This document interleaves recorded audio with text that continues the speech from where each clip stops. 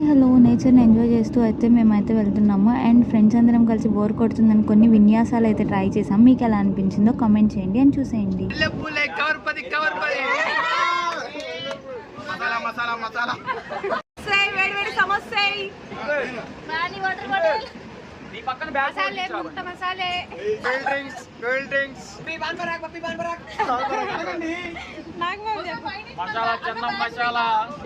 चाय wait wait का चाय गरम पानी पटेल ठंडा पानी पटेल समोसे ఉడకబెట్టిన శనక్కాయలు పల్లి శనక్కాయలు మల్లెపూలు పోర్తది సుండాలు ఇడ్లీ దోస వడ పూరి అండ బిర్యానీ